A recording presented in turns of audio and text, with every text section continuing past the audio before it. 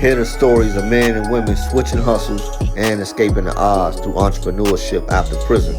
Not only will these stories inspire you, but also unlock business tips for financial freedom. Let's get it. Thank you for tuning in to Escaping the Odds podcast. I'm your host, Aaron Smith, and today we got another great dope story, but this time we're doing things differently.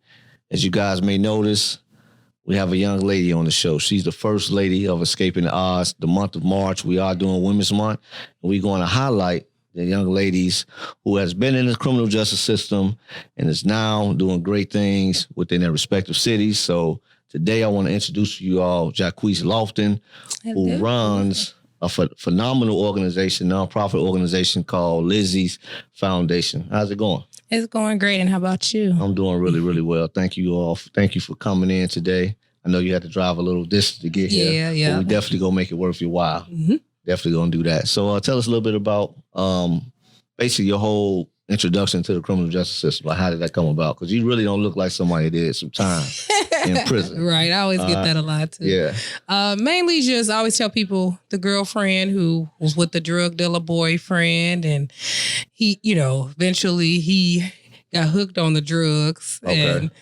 it was kind of like, hey, do this. And I think I got myself into something that I just didn't think, but unfortunately the money was so good, it just kept calling me in. But once again, I don't look like the normal drug dealer. Right. But at the same time, the system definitely labeled me as that. So. No, definitely, yeah. But I think you're doing a phenomenal job getting back out here and actually got a foundation that really helps the community. You know what I mean? I think that's noble of you. So let's go back to first getting arrested, right? Mm-hmm. Because you didn't have any kind of you really didn't come from that kind of a background. No, definitely. And so to be incarcerated or get arrested for a drug case, like, take us through those emotions. I think, especially me being a mother when that was happening as well, I didn't think it was as serious as it was, because I think I treated drug dealing as a job. Okay. So that was probably why I probably got away with it for so long as well. But it still was like, hey, I don't think this is something that I was meant to do. But at the same time, it was great. Definitely a learning experience. Right. Definitely. So you spent 2 occasions, right? Definitely. Incarcerated. Yeah. So that first time, like you told me about that experience in boot camp, it wasn't like going to prison. So It's almost like a slap on the wrist that allowed for you to come back out and end up going right back to prison not too much longer. Right. I think they didn't focus too much on my, when I got out. Okay. I don't think it was so much as a great plan in order. Okay. So I reoffended instantly. Okay. So basically, if you would have had a plan, you think that you would have not returned back to prison? I think so. I think if I had more resources as well. Unfortunately, I paroled to a smaller town where this wasn't too common. There was no women going to prison, so it wasn't too much out there for us. So they really couldn't help you? Basically. Okay. Well, what about on the inside, though? Because I know you mentioned that the institution that you were at, they were really high on statistics and recidivism rate and things of that nature. So how was that whole experience like with that? It was more so focusing on addiction.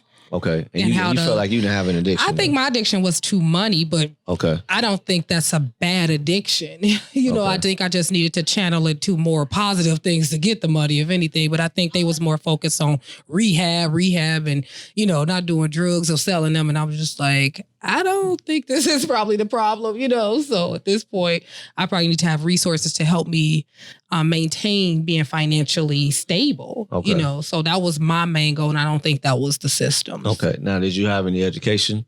I do. I have a college degree. I'm talking about before you went to prison. Yes, I did. You had a college degree? Yes, I did. Okay. All right. So you were kind of similar to me. Yeah. You wanted to be on both sides of the... Pretty much. And I think once again, when you have a boyfriend like that and then, you don't think you got to get in that. They don't involve you too much. So, but at that point, I thought I didn't have a choice. Okay. No, I got you. So getting out of prison, what was that whole experience like? I know you have children. You had children at the time, right? Yes, definitely. So you did what, 6 months? I did 14 months the last time. 14 months. That was kind of harder for them because they was getting older and I had a teen at the time. So just trying to get back into making up, but at the same time, not so much as focusing on the past, but so much as just trying to like make sure we focus on the future and me not going back. Okay, you know, right. Was things like weird for you when you first got out? No, because I really didn't hang with people when I was, out here doing whatever. So that wasn't too hard. I was just around probably family members who didn't understand. And, I think I would have been around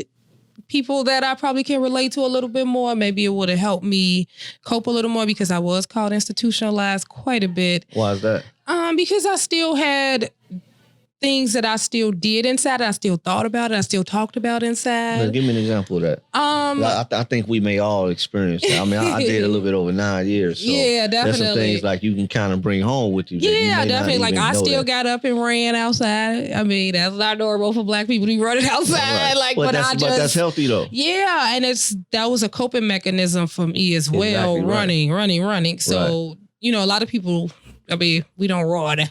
So especially when it's 20 degrees outside. right. But I loved it. So, and I think that was just abnormal. And just like talking about it, even, I mean, some things would trigger me and I'd just be like, oh my God, and when I was locked up this, and people be like, when he was locked up, like. Right. Yeah, no, definitely. Yeah. I think that's normal, man. I think it's good that you're actually talking about it because I think that most people may not even realize that they're doing that. Yeah. Because you got to remember that that's been a part of your life for a certain amount of time. Mm-hmm. And so you're going to come home with some of those kind of like, little things or whatever. Yeah, and I think in my case, I know this may sound mean, but I'm a woman, so we're not supposed to be in the prison system. And I think that was drilled in our head too when we were incarcerated. Mm-hmm. I think we got a little more leniency as well because we were, moms and stuff. But just, I think it's a double standard for us. You know what? As crazy as that is, like the women population is the fastest growing prison population. Actually, I want to say even double the rate. And so that's super crazy. Mm-hmm. For it to be like that. So that means that there's a lot of women who's leaving their children. That's one thing for a father to leave, children or whatever, because in some cases, depending on the lifestyle, you probably wasn't around that child every day, opposed to like a mother. A mother is more than likely she's going to be around that child, but to see a woman leave for X amount of years, 5 years, 10 years, 15 years, that really has an effect on a child. Yeah, I think even more so than a father leaving the household due to incarceration. Mm-hmm. So, but definitely you're doing great things right now. Yeah, definitely. And I'm definitely glad to have you on the show. So the nonprofit, what we got going with that? Let's talk a little bit more about that. Yeah, definitely. I started the nonprofit basically because I had a great support system, even from nonprofit organizations. Eventually, when I did get out and seek help, so I was like, hey, I want to start one as well. And I know my grandma was very good with getting help as well. She had 5 kids, single. Mm-hmm. So I was like, hey, I'm a single mom. I get quite a bit of help as well. And I need help sometimes, or, when I was struggling. Right. So why not give back? And I know we just do a lot of things, especially for back to school.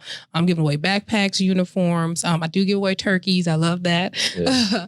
We give away toys at Christmas. So just try and give back where I know I struggled as a single mom, because it is hard around those type of holidays and stuff like that. So okay.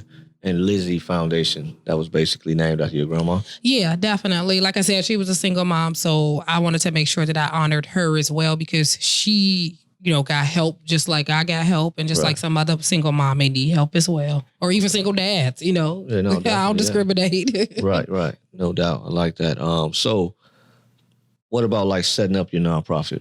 I know a lot of people, they want to start a nonprofit or they're thinking about starting a nonprofit, and especially in our communities. But I think that the information to be able to start that nonprofit, it seems daunting. Yeah. You know what I mean? Or just like too troublesome to go through. I know myself, I'm like, a nonprofit, I'm all about for-profit, but however, at the same time, I want to help. I'm like, I'll just take my profits and do something with them. But there's ways that you can still have a for-profit business, but also a nonprofit that's connected to that. We'll get into that later, though. But talk about like basically the basics of how does a person even set up a nonprofit? Like, what does that look like? The different forms you have to create and fill out and things of that nature. Yeah, definitely. I always suggest getting your articles of incorporation first. Okay. First and foremost. Secondly is to apply for your DUNS number. Do not let them sell you anything. It does not cost for that. I always tell people that. And then when you do register next, it'll be for your EIN. Okay, stop for a second. Oh, sorry. No, it's fine. What's the DUNS number? The DUNS number is basically, in my eyes, I say it's your business's social security number. Okay. Everybody think that the EIN is the social security number. The EIN is the birth certificate.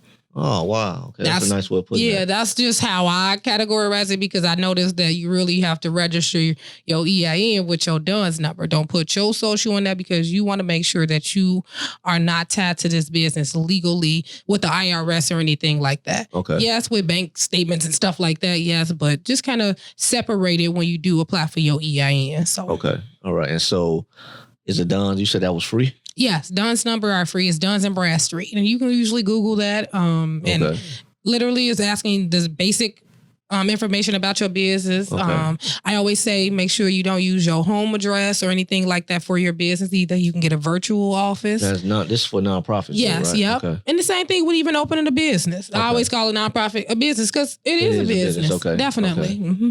Okay, cool. All right. And so how long does that normally take for you to get that number?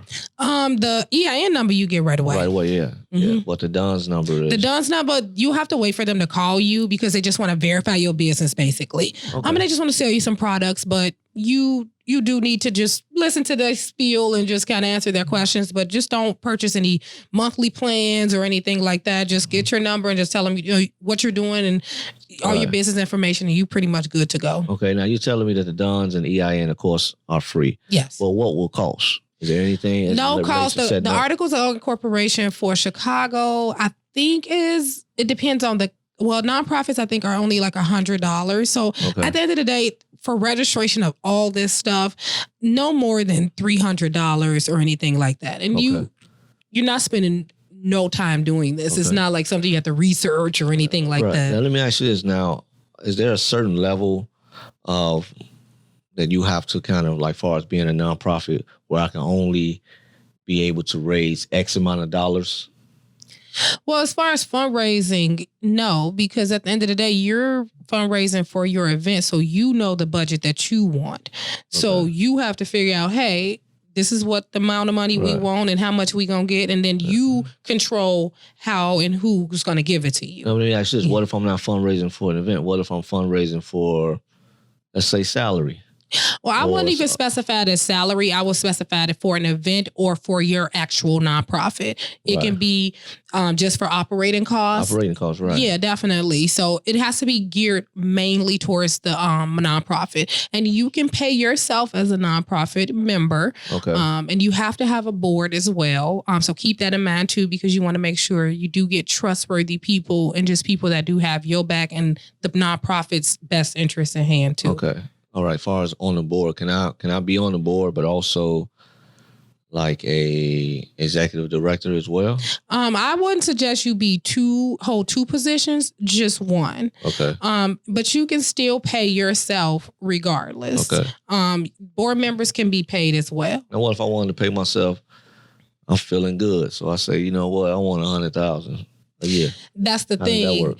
You need to make sure that you brought $200,000 in, because you gonna get 100, and then the other 100 have to go either to some of the board members or to your event or whatever your purpose of your nonprofit is. Right. Okay. So you can't just use this as a way to pay yourself a high salary. No, definitely not. Because at the end of the day, you do have to leave a paper trail. Yeah, definitely. And you have to leave a paper trail for the IRS as well. So you want to make sure all your ducks is in a row, and you making sure you are using these funds and everything correctly, and tracking everything. Right. That's a quick way to get locked up. Yeah, definitely. Right. And that was, to be honest with you, after doing time, I'm like, you know what? I was incarcerated with people who had nonprofits, and they kind of misappropriated funds and stuff like that. So that really kind of, even though I didn't have that in mind to do with a nonprofit, to be illegal or anything like that. However, I know coming out and creating a nonprofit, there's a potential of like a microscope being on you, things of that nature. So I was really, really kind of Like, I'm not sure if I want to do a nonprofit, even though people ask, okay, is Escaping the Odds that a nonprofit? I say, no, it's for profit. However, I would like to be able to integrate the two entities, if you will. So if we can talk about how that's possible to be able to blend or merge a nonprofit with your for-profit. Right, definitely. You can either do rely basically on grants. I know I took a class to become a grant writer. Everybody think that grants are, an essay or some type of paperwork you filling out as far as a paper. But at the same time, it's just literally like you're filling out an application for money. You're basically just telling them why you want this money and just sending them documents that they need and everything. That I always say rely on that. That's like 80%. Of your nonprofit. Otherwise, you can try business credit as well. I call it expense shifting, where you are getting loans or business credit, and you can put it into the nonprofit as well. And that can go towards, like, again, operating costs, your events, whatever you do need to maintain the business, the nonprofits. But say I have I'm gonna give you an example. Say I have an event that I'm putting together, and I also have a nonprofit as well. What do you think is a great way to be able to mingle the two in there? In a specific example, like I'm throwing a back to school event, or let's just say Escaping the Odds. Right. I suggest one for one getting sponsors, and then that way you can probably offer them, hey, we'll put you in our flyer. We'll advertise your banner at the event as well for this amount of money. You can sell tickets as well for the event. Which is similar to fundraising, because this is once again going towards the event. Now those revenues that come back from the fundraising, from the ticket sales, does that go to the nonprofit far as report, so to speak, of receiving revenue, or does that go to the for-profit? For the nonprofit, it will go to the nonprofit. Yeah, it can go towards a profit type of thing. That the way they balance sheets go, it just definitely has to say with nonprofit. Only because, like I said, that's when you come into play, where you can be paid after that. You can get a percentage of the profit from the nonprofit event. Gotcha. Basically. So you think that's why you see a lot of celebrities creating like these charitable events or charitable foundations as a way to, of course, you want to do good, no doubt about that. But however, as like a tax shelter? Yeah, definitely. I mean, I know most of them too don't have to pay taxes. A lot of these celebrities or these companies that they own and stuff like that are corporations or nonprofits where they have board members. And they can be on the board, like I said, and they are being paid as well, depending on what profits are coming in. Because it has to be something coming in to even have a nonprofit. Definitely. So you mentioned not paying taxes. Kind of piqued my ears, right? And so the tax exempt status that nonprofits get. That's really important. Right. So you were telling me that there's some kind of I can own a property that's, of course, being ran by a nonprofit, so to speak, and there won't be taxes. They don't have to pay them taxes in for that. How does that work? Because you said there's like a card that you get. I definitely, that was part of the registration part too as well. That's usually the last thing, because you have to have all of the EIN number and stuff like that. You register with the state to be tax exempt, and then you would, what we call is get a property. The property's main use does need to be geared towards what you're doing in a nonprofit. For example, domestic violence. A lot of people have homes to house people, or that's the main purpose of the home. So you just want to make sure that you are in some way, form, or fashion doing something in that property or on that property that pertains to the nonprofit. And then you won't be liable for property taxes, because at this point you are tax exempt. The same thing with whatever you're buying for the business as well. Whether you go to Dollar Tree, Staples, Quill, whatever you're buying for your business, you can use your tax exempt status as well. So say I go to Dollar Tree or I go to Staples, right? I want to buy a computer or whatever situation may be, office furniture. Like, how do they know that I'm tax exempt? You have to tell them. When you're checking out, just literally tell them. And like I said, I don't know how each business works, but I know sometimes they just go get a ledger in the back, a binder, and just write your name and tax ID number and that type of stuff down. Okay. Or they just type it in. I'm not sure, whatever business is different, but usually you just tell them, or they'll give you the receipt and say, hey, you have to mail this in or fax it or email it over to corporate, and then they'll just send you back your difference of your taxes back. Okay. So. Okay, cool. Something else that we talked earlier about when you initially started, you didn't realize that Walmart, they're a big proponent of nonprofits and actually helping nonprofits out. And not just Walmart, but a lot of big box stores, right? I didn't know this. Mm-hmm. And so talk to the audience on how easy it was for you to be able to get, for your nonprofit, of course, right? Mm-hmm. To do good in the community, to get like gift cards and turkeys for Thanksgiving and Christmas and things of that nature, because I was really shocked by it. Yeah, definitely. I know I personally went on Walmart and found grants. And I printed out this application. Okay. It literally was just like a job, like I said, but it's your business info. Okay, so you say you went online, right? Yeah. And so what did you go online? I went on Walmart grants. I don't know the exact actual website, but I know it's literally Walmart grants, and it's called a community grant, or you can do the gift card. It has literally options on there for which one you need to pick. Okay. You can print out the form. Same thing for Costco and Whole Foods. Print out the form, fill it out. Otherwise, you can always get it at the form at the actual stores. Okay. If you don't have a printer and all that kind of stuff. Right. Fill it out. Make sure you have your tax ID form, which is your EIN form, with your EIN number on there and everything. Take that with you, and then show them that. They'll usually, I know Costco, it took them 1 or 2 days to approve me. Okay. Some of them will just look it over and kind of approve you right then and there. Okay. I think the most I've gotten was $50, but I do know people that have gotten hundreds of dollars depending on the Walmart in the area. Okay. So that's typically all it is. So do you think the bigger the city, the more you may receive, or they may work the opposite way? I think it's the opposite way, especially in the city. Probably got a lot of people doing it. Yeah, not only that. I mean, they don't deny you though. I mean, because technically you are doing this for an event, and they want to help the community. So they are willing, but at the same time, I always suggest to kind of go out a little bit to the suburbs probably, or even go to the nearest Walmart where your location of your nonprofit is based at. Okay. I know that's a huge thing with them too sometimes, but I know Costco didn't give me any problems at all. Okay. So also you were able to get like turkeys and stuff like that? I didn't get any turkeys. I just used the gift cards to purchase the turkeys. Okay. Like I said, and I purchased them from Walmart, so that was probably a great thing too, as well. Right back to them. Yeah, basically. So I'm pretty sure they were all for that. Right, yeah. Another thing I do at Walmart too is I sell candy there. As a fundraising, they let me do it for free. Okay. So that's a great thing for you to do. Once again, all you have to do is have your EIN letter. Okay. And just show them and tell them the times you want to go there. I know I do that all summer long. Okay. Because you literally are outside doing it, just like the little Girl Scout cookies that people see. You can do that too with candy bars. Okay. Go to Sam's Club, buy your little $40 box. Okay. And sell the candy bars $2-3. You know. Right, yeah. And once again, that's fundraising. Yeah. So. Okay, definitely. Also, let's get back to the sponsorship part. Do you find it difficult to raise money to get sponsorship outside of course, like the Walmarts and the ones that's actually known for doing it? Like maybe even some of the smaller organizations. Like, is it more of a challenge?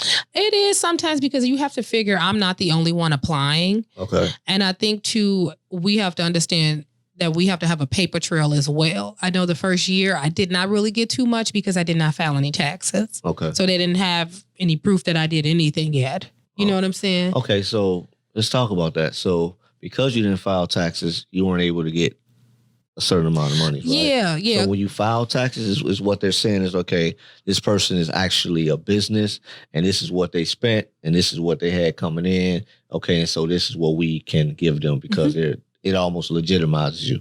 Pretty much, and it's called a 990. Okay. Yep, and it's kind of something that it's not really so much as affiliated with you. It's really affiliated with the nonprofit. It's basically the nonprofit's tax form. And you can do that online. You can print it out and fill it out, but you definitely have to do that every year. But of course, you can't do it your first year because you haven't accumulated anything. Exactly. So at this point, that's something that everyone can see, every business. Okay. So that's something that you need to probably have in place and probably start applying after the first year for that. That's why fundraising is probably crucial that first year. Okay. Yeah. Definitely. Okay. So what's next for you?